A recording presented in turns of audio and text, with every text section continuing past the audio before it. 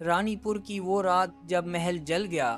آؤ آج میں آپ کو ایک ایسی پرانی اور سوچنے پر مجبور کر دینے والی بات سنانے والا ہوں جسے سن کر آپ حیران رہ جائیں گے۔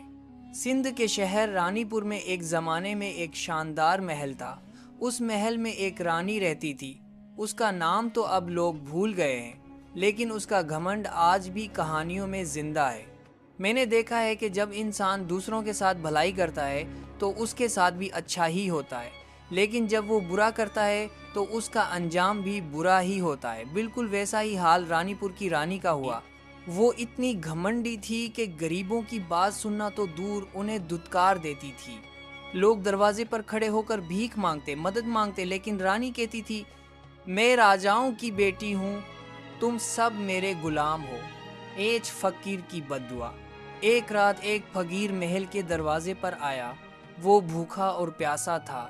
اس نے پانی مانگا۔ رانی ہنستے ہوئے بولی، میرے محل کا پانی غریبوں کے لیے نہیں بہتا۔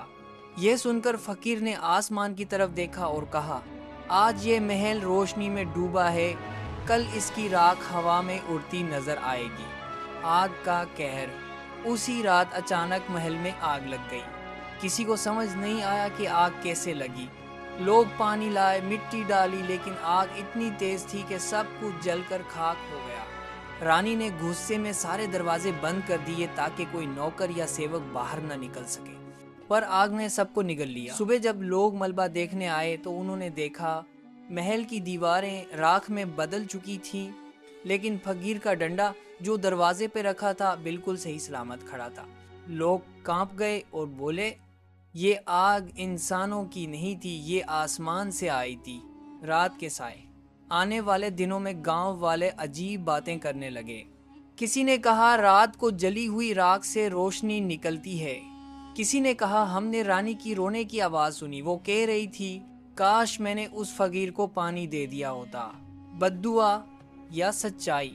کچھ لوگ اسے صرف کہانی مانتے تھے، لیکن زیادہ تر کہتے تھے کہ یہ سچ مچ بددعا کا اثر ہے۔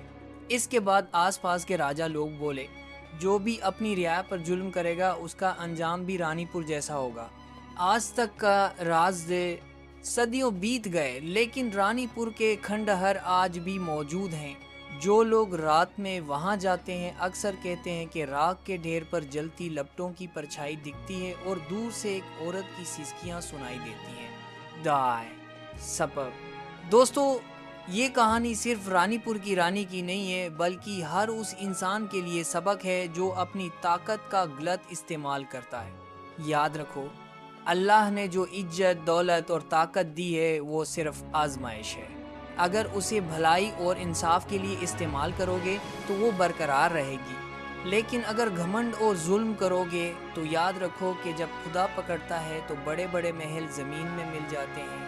اس لیے سوچو، کہیں یہ کہانی ہمارے لیے بھی آئینہ تو نہیں؟ آخر میں آؤ آج ہم سب یہ وعدہ کریں کہ جو طاقت ہمیں ملی ہے اس کا استعمال ہمیشہ بھلائی اور انصاف کے لیے کریں گے، کیونکہ یہی دنیا کی سب سے بڑی حقیقت ہے۔